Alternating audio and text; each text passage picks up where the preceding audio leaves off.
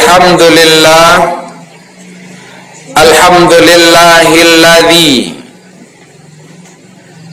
hadana lihadza wa ma kunna linahtadiya laula an hadanallah. Asyhadu an la ilaha illallah wahdahu la syarikalah wa asyhadu anna Muhammadan abduhu wa rasuluh sallallahu alaihi wasallam alladzi la nabiyya ba'da amma ba'd. Yang sama kita hormati angkong ini mama nan kadang basa batuah, nan kadang babingkah tanah, nan basa balingka awa batuah jadai Minangkabau. Yang sama kita hormati angkong hukum bapak orang nang arif bijaksana alun bakilik labakalam bulan lah sangkok 30 baru dilihat nyolah paham rasulah tiba dalam tubuh. Ibu-ibu bunda kandung limpapeh rumah nan gadang sumara anjang paranginan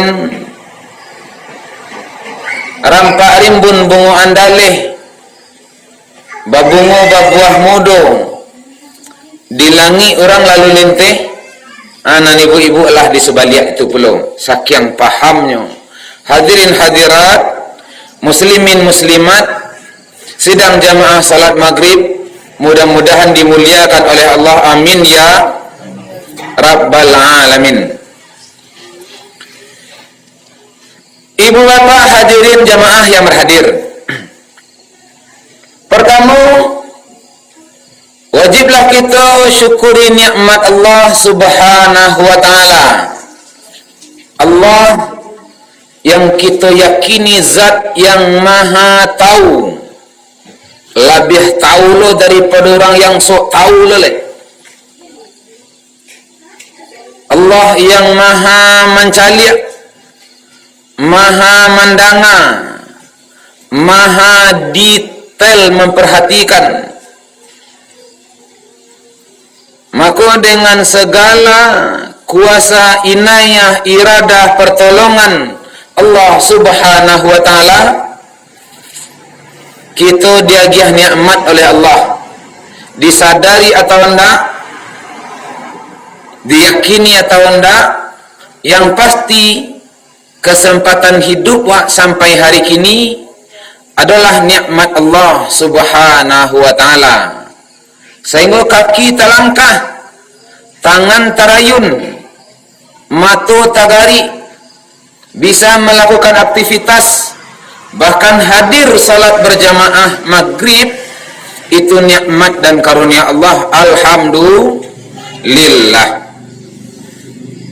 Di sisi lain banyak orang yang ingin maghrib berjamaah, banyak orang yang ingin duduk wirid pengajian, banyak yang ingin ikut majlis taklim, tetapi karena kesibukan, karena kesempatan tidak diagih, sehingga tidak bisa hadir. Bahkan ada karena kondisi kesehatan yang tidak mengizinkan, sehingga tidak bisa hadir.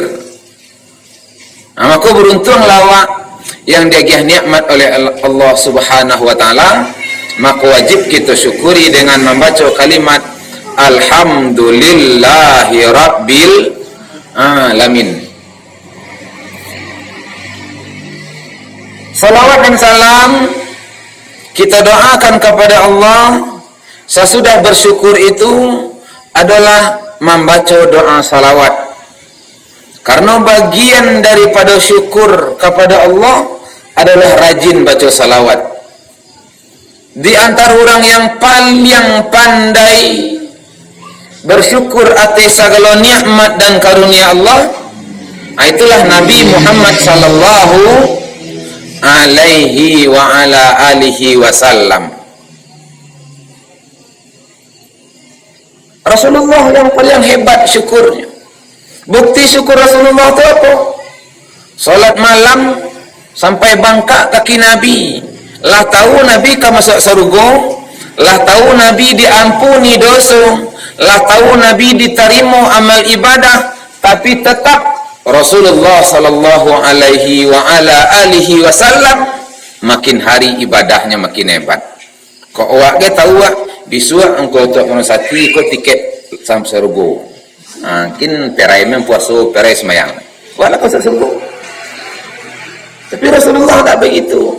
Itu bukti syukur atas nikmat dan karunia Allah Subhanahu wa taala. Maka orang yang mensyukuri nikmat adalah baca salawat. Bagaimana kau baca salawat? Karena Rasulullah tu sayang kawak. Maka untuk membalih sayang Rasulullah sallallahu alaihi wa ala alihi wasallam, membalihnya tunjukan lo rasa sayang ke Rasulullah dengan banyak membaca salawat. Sallallahu ala Muhammad, sallallahu alaihi wasallam, sallallahu ala Muhammad, sallallahu alaihi wasallam. Bukti pertama, Rasulullah tu sayang kawak sebagai umatnya. Satu kali pernah Rasulullah sallallahu alaihi wa ala alihi wasallam sedang duduk sama sahabat, asyik duduk, yang lain zikirlah zikir, tapi ada sahabat yang memperhatikan Rasulullah. Ketika dicaliak, ditarih, disalisiak, diindang, dipaberai, dicaliak kau jadi paham, nampak manggari bibir Rasulullah tu sambil bagumam. Apa yang beliau baca? Yang beliau baca, ya habibi, ya habibi, ya ikhwani, ya ikhwani. Sahabat yang memperhatikan tadi heran saja caliak. Enggak, lo tanya lo kena sadan je Rasulullah. Jadi begitu sahabat-sahabat Rasulullah tu lebih dari 50 orang yang pagi, siang, malam, pagi, siang, malam ikut je Rasulullah sallallahu alaihi wasallam. Ketika apa yang dipabuik Nabi, tidak langsungnya tanya-tanya tu dah. Dihormati Rasulullah tu sagan-sagan. Kali tanyuan berkorban ni Rasulullah tu enggak. Enggak kali tanya nanti apa kata-kata alah disabui-sabui Rasulullah tu tadi tu. Enggak lama sesudah tu tadanga lo lihat. Bahkan tak perhatian lo lihat. Tak caliak lo lihat. Kalau Rasulullah tu bagumam dari lidahnya, dari mulutnya keluar kata-kata ya habibi, ya habibi, ya ikhwani, ya ikhwani. Bahasa awaknya wahai kekasihku, wahai saudaraku. Itu sawaknya. Maka dia lah nampak sekali, lah nampak dua kali, cukup kali ketiga, sahabat tadi memberanikan diri bertanya ke Rasulullah. Di bagak-bagak yang ditaba-taba muka tanya oleh berang Nabi ba'al oleh, tapi hati awak tak sabar oleh. Dia lawak tanya, lah kandak Rasulullah. Maka tanyanya, ya Rasulullah, yo, dari tadi yang memperhatian engkau, memang memperhatian engkau, yang memperhatian engkau bagumam, bantuk-bantuk mengecek surang, jusia engkau ngecek, nak do kata Rasulullah. Lantas apa yang kau sabui tadi? Oh, ambo menyabui ya ikhwani, ya habibi, ya ikhwani, wahai kekasihku, wahai saudaraku. Ketika membaca kalimat itu, balinang ia mata Rasulullah sallallahu alaihi wa ala alihi wasallam. Tadi ketika bagumam tak nampak balinangnya dah.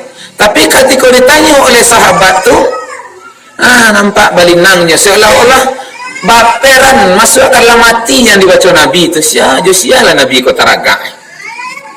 Maka sahabat tadi makin berani bertanya, ya Rasulullah, Kalau seroman itu sia orang yang kau rindukan, sia orang yang kau taragai. Maka ketika itu dijawab oleh Rasulullah, "Iyo saudaraku, saudaraku," kata Rasulullah. Maka ditanya oleh sahabat tadi, "Ya Rasulullah, bukankah kami sahabat, bukankah kami saudaramu, saudara seiman, saudara sekeyakinan, saudara sebangsa, saudara seagama? Bukankah kami saudaramu, saudara nan maju lai?" Maka Rasulullah, "La, bukan kau, bukan kalian sadunya," kata Rasulullah. "Bal antum ashabi." Engkau bukan saudaraku, kamu semua bukan saudaraku, tetapi kamu semua adalah sahabat-sahabatku. Lantas siapa saudaramu ya Rasulullah? Maka apa kata Rasulullah? Saudaraku sambil meneteskan air mata Rasulullah mengecekan adalah orang yang dari golongan umatku lam yarauni wa amana bih, yang tak nampak di nyambodo, tak basuh nyambodo, tapi nya beriman dan yakin kepada Ambo sebagai Rasul Allah Subhanahu wa ta'ala. Jadi umat Nabi Muhammad itu adalah saudara Rasulullah. Itulah orang-orang yang dirindukan oleh Rasulullah sallallahu alaihi wa ala alihi wasallam. Jadi awak yang ngaku-ngaku beriman kepada Allah, beriman ke Rasulullah, nak nampak bah bentuk muka Nabi dak wak dah. Nak nampak bah indahnya senyum Rasulullah, dak bertamu wak dak sajaman je Rasulullah, tapi awak yakin dan beriman kepada Allah dan beriman kepada Rasulullah. Beriman itulah yang membuat Nabi rindu. Yang membuat Nabi rindu kepada awak. Maka untuk membuat rindu itulah banyak-banyak bersalawat kepada Rasulullah sallallahu alaihi wa ala alihi wasallam. Maka di antara orang yang paling dekat dengan Rasulullah, di antara cirinya adalah orang yang banyak bersalawat. Bahkan bukan itu saja, orang yang mendapatkan kebaikan di dunia adalah orang yang banyak salawat, sebagaimana hadis Rasulullah sallallahu alaihi wa ala alihi wasallam, "Man shalla alayya marratan," siapa yang membaca salawat kepadaku sekali, sallallahu alaihi asyarata marratin, maka Allah magiakan 10 kebaikan, 10 salawat, 10 doa, 10 mukjizat, 10 ilham, 10 hikmah yang sangat luar biasa. Sekali baca salawat. Boleh sempat baca 10 kali, boleh rutinan membaca 100 kali, bahkan sampai beribu-ribu kali dengan zikir salawat. Maka banyak-banyaklah salawat ke Rasulullah sallallahu alaihi wa ala alihi wasallam. Ibu bapak jamaah yang berhadir, berikutnya sesudah bersyukur kepada Allah, bersalawat ke Rasulullah sallallahu alaihi wa ala alihi wasallam, pada kesempatan wirid yang singkit malam hari kini. Kalau biasa mungkin wirid Isya dulu berjamaah, itu pengajian lah. Rutinlah diadakan di Al-Maghfirah sekali 5 balik hari. Ikulah berlangsung, mudah-mudahan menjadi kegiatan yang rutin. Maka bagian awak yang menjadi jamaah, yang menjadi warga sekitar, tugas awaklah maramikan pengajian. InsyaAllah dihadirkan guru-guru baik lokal maupun interlokal dari luar-luar kan. Ya kalau sempat rami panuh musola aku ada somat tu tibuan kamari. Undang ada somat tu. Besok serisa. Kini wak cibu biasa sudah maghrib. Pertimbangannya apa? Pertimbangan pertama, salat maghrib tu tak pelihara berjamaah. Jadi artinya kalau diadakan wirid sesudah maghrib, awak sebelum maghrib tu siap-siap tu. Kalau ada orang kamu masak jauh-jauh sebelum maghrib itulah masak-masak lo. Kalau ada orang kamu manis jam mampir itulah siap-siap mandi lo. Kalau ada orang keribuik sebelum itulah dibuik dulu aturan keribuik malam. Beko Kamis mah kabirit. Kini-kini kalau buik alah siap-siap pak. Artinya sebelum maghrib awak lah tiba di musala. Ketika awak tiba di musala, maka awak salat berjamaah. Salat berjamaah tu tak liaro. Untuk memelihara salat tu kalau menurut ambo pribadi ya salat jamaah. Artinya apa? Artinya kalau surang balik wak ngarjon surang tu. Beko lah dingin. Beko lah ketua dojo lah. Kalau surang. Tapi kalau rami-rami pertama tapaso, kedua tapaso, ketiga tabiaso, sudah itulah menjadi kebutuhan dia. Maka jamaah. Bahkan manfaat salat jamaah itu selain daripada silaturahmi basuh-suh sebab siang hari kan sibuk namilana iya nang kasawa kapara kaladang membiak lado manam tomek sibuk tak sempat macam cerita tak sempat tanya-tanya ketika maghrib berjamaah kala susu kama amin tadi ba amin cako sia tadi alisanan yang bisa kan jadi silaturahmi terjamin ibadah tak pelaro silaturahmi terjalin. Tadi waklah bergerumihan pagi ada kan wali masa sabalan semua kali. Agak galak-galak wak seketik. Kini besok ala sapuan melihat kan nak sampai 3 hari itu dong. Itu manfaatnya. Itu manfaatnya. Maka maghrib sudah maghrib ya tuan. Yang pertama salat maghrib atau pelihara. Sudah tu rentang waktunya tu kira-kira sampai puluh sampai 45 minit. Karena jarak maghrib dan isya itu sekitar itu. Jadi awak yakinkan salat maghrib awak berjamaah, salat isya awak berjamaah, insyaAllah tapik dan dalam waktu yang lah ditentukan. Sudah tulai, sesudah isya berjamaah, aku kalau ada kegiatan awak lah bisa awak lakukan. Kalau ada pertemuan awak lah bisa awak doan. Kalau ada karaja awak lah bisa awak lanjutan. Jadi awak nak nunggu-nunggu lah. Tapi kalau misalkan sudah isya awak doan, waktu di penceramah aku kadang-kadang jam ku karet sen. Kalau sedang ngasul-asul baca ramah tu tentu meledu jam yang kira. Kadang-kadang nak tarasu ke dah orang lah muak-muak di bawah nang ade panjang nak ceramah aku dah tua kau bisa nak berhenti tindak. Tapi kalau lado batih kaisa itulah bisa berhenti so. Itu pertimbangannya. Jadi mudah-mudahan itu menjadi kegiatan rutin bisa wakdokan dari maghrib ke isya berjamaah. Dan mudah-mudahan yang dikarajokan pengurih musalah mafirah, yang dikarajokan jamaah musalah mafirah menjadi contoh loh di jamaah musalah, musaji sampai kanan lain. Sebab yang wirid pengajianku yang rutin tu ya daerah Lawang ke situnya. So Kubangan sesekali, pilih Kubangan lah rutin loh di Senin malam, di Al-Waqi'ah tiap di Selasa, malam Minggu di tapi kadang yang paling banyak tu hari Selasa malam. Selasa malam tu malam tadi tu berlimpi malam Selasa ke petang tu limpi 2 orang minta ngaji ceramah. Surah Tokseng Batu Basah, surah Al-Ihsan di Lawang Tuung, surah Hidayah di Palansiangan, surah Dusun Baswi Khairul Huda di Tengah Lapang, di Selasa di 3 itu. Tambah surah Ampangan Cik Darul Falah. Selasa wirid itu. Jadi guna wirid ke dah kadang-kadang untuk ulang-ulang kaji. Itu gunanya. Maka pada kesempatan kini kita mengulang-ulang apa yang telah disampaikan oleh guru, ustaz, penceramah, dai wak yang terdahulu supaya ingat wak balik. Kecik guru wak pernah Rasulullah sallallahu alaihi wasallam membacakan hadis.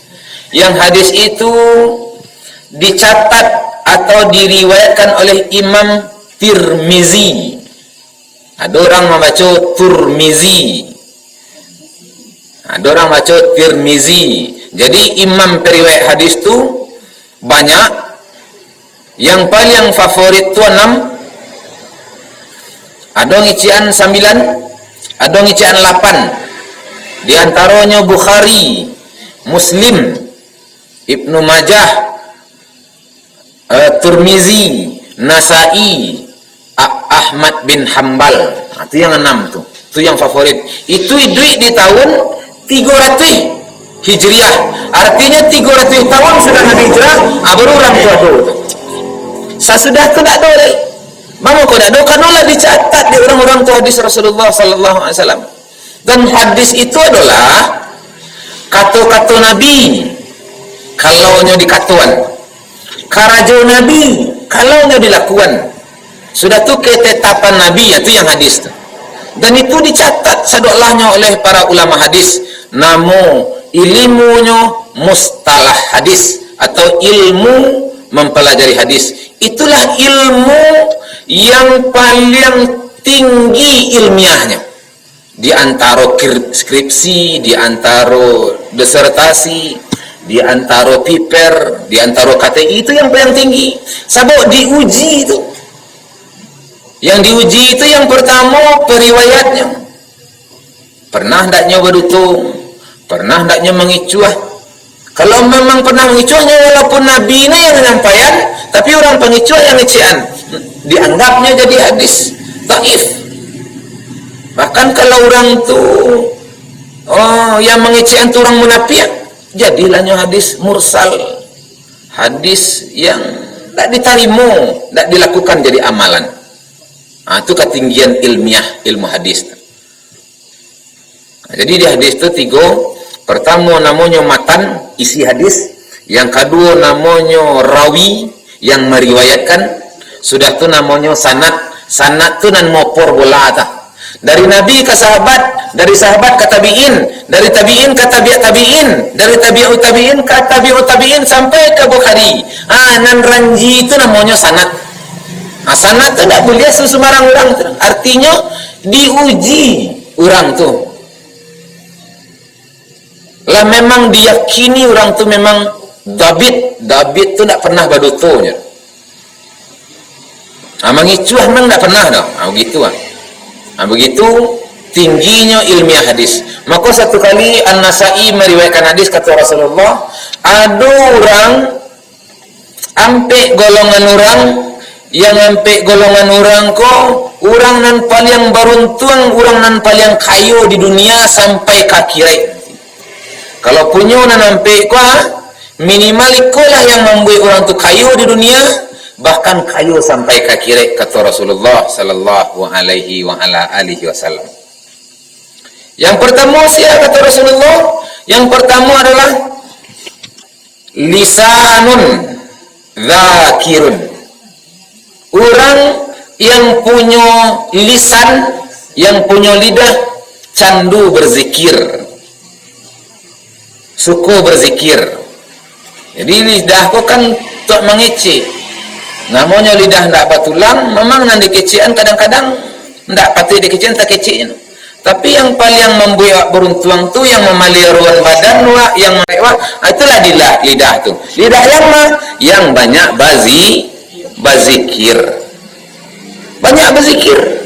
Subhanallah walhamdulillah wala ilaha illallah wallahu akbar. Itu sependek-pendek zikir. Subhanallah, subhanallah, subhanallah. Alhamdulillah, alhamdulillah, alhamdulillah. Allahu akbar, Allahu akbar, Allahu akbar. Atau bahkan zikir tu afdalu zikri fa'lam. Afdal zikir, kata Rasulullah, ketahuilah. Afdal zikir, kata Allah dalam Al-Quran surah Muhammad ayat 9 fa'lam, ketahuilah. Apa tu? La ilaha illallah. Jadi la ilaha illallah itu zikir yang paling afdal. La ilaha illallah, la ilaha illallah. Zikir. Itu zikir yang paling afdal. Maka orang yang dianggap kaya oleh Rasulullah yang lidahnya tu basah dengan zikir kepada Allah Subhanahu wa taala. Kalau ngaji lidah memang kalau ketika pandai mengecek yang kau kecian tu banyak saja. Bahkan orang yang dianggap oleh para penyair itu kalau berkata-kata itu adalah perak, maka diam itu adalah amih. Manan maha perak berami. Itu maha amih. Kalau berkata-kata perak, diam adalah amih. Artinya apa? Artinya kalau kau ingin kau mengecek, keceklah yang raja anca. Kau nak Kata Rasulullah, kul khairan falyakul khairan, katakan ancak-ancak saja di lidah wa auliyas mut, atau kalau nak mau ngecek ana lelok doh aniang salah atau cuma candu aku kan beda lah. Kalau bisa nak kawak kecek engkau nan info trending topik terkini, kasus Siano itu yang candu ngecek. Aku harus tahan. Karena yang paling membuat kayu itu lidah yang berzikir kepada Allah SWT. Bukan tak buliah, Wak. Buliah saja, tapi kalau ketika Wak mengecekkan kata-kata dan kata-kata itu menjadi rasul orang lain, sehingga rasul nana orang lain tu banginya orang lain loh, itu rusak. Tasabok dakwah orang putih silaturahmi. Berapa banyak kejadian? Kata syanu, no manu dia no kata no. Itulah berkurang lah. Kalau kurang muak orang. Daripada serban itu kata Rasulullah, lisanun dzakirun, lidah yang basah dengan zikir kepada Allah Subhanahu wa taala. Jadi awak harus pikiran kira-kira kalau dikecian ko beku bangih na tindak. Hai beku rusak orang ala zikir subhanallah subhanallah. Baa syanu tu kabano kasusno kini lah saya tahu subhanallah subhanallah subhanallah. Yang kecian.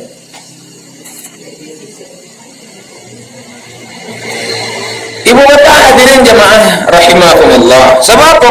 Sebab Allah itu sami' maha mendengar. Bahkan pendengaran Allah itu detail, lebih hebat lo daripada pendengaran wa. Kadang-kadang pendengaran wa kok jarang-jarang tembok, jarang-jarang kain. Kece orangnya lain, beko terdengar ada wa lain, kesampai lo lain kurang lain.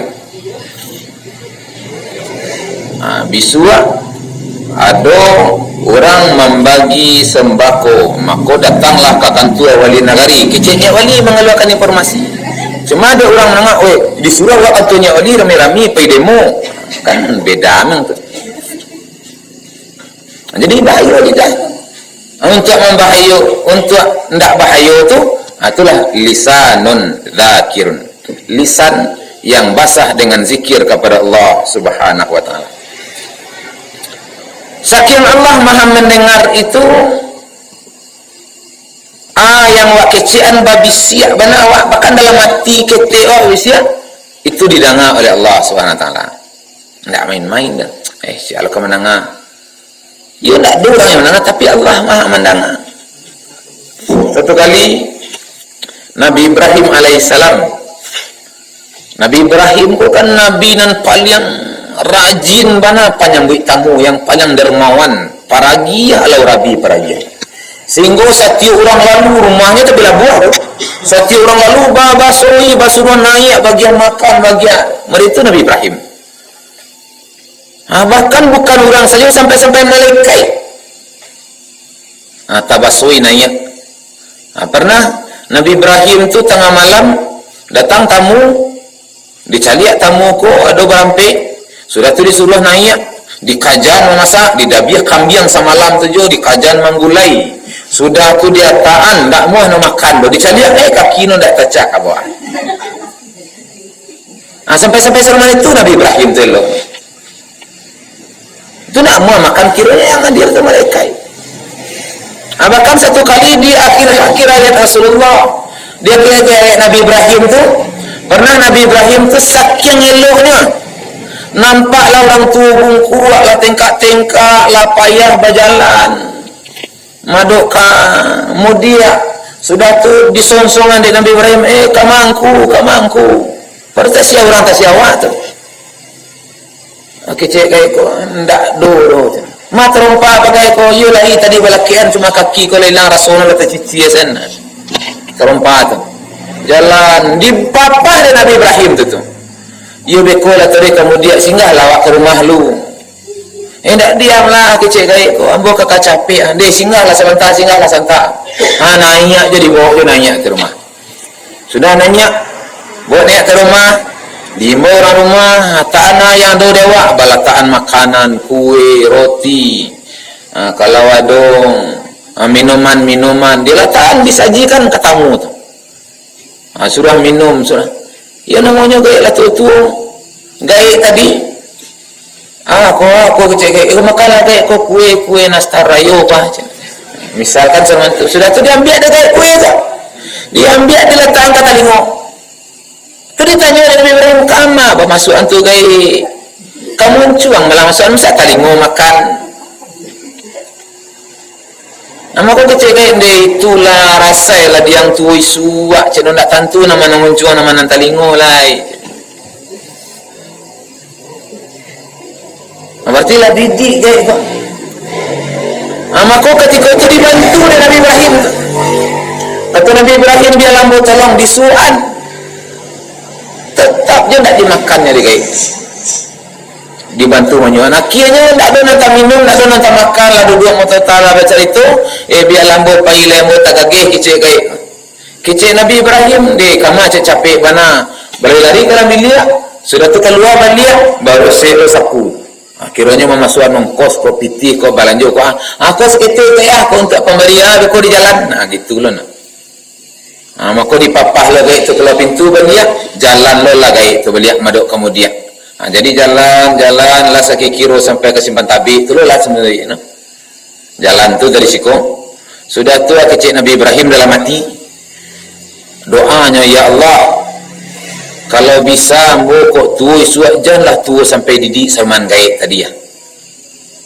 Tu doanya karena ada penyakit satu penyakit tu ada ubik kecuali dua. Pertama pikun, kedua maut. Anan dua tu nak ubik.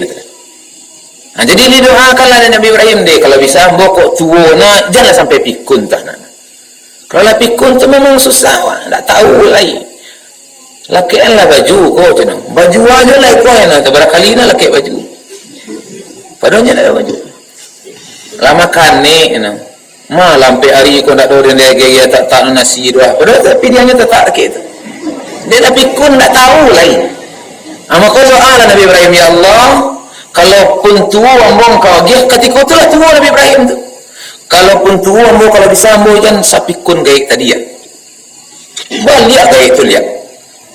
Padahal Nabi Ibrahim tu mengecek ambong dalam hati lah. Orang sabalah nang nak mendengar tu doa tu. Orang sabalahnya tagak nang orang rumah. Balik gaib tadi agak bagagih berjalan balik. Tu heran Nabi Ibrahim, kok ini dia gaib tapi ke kamu dia? Tadi berdoa terengah dia ambo kecik gaib tu. Sejauh tu terengah dia gaib doa ambo kecik. Iya ambo kan malaikat kecik gaib tu. Ambo malaikat mawik sebenarnya.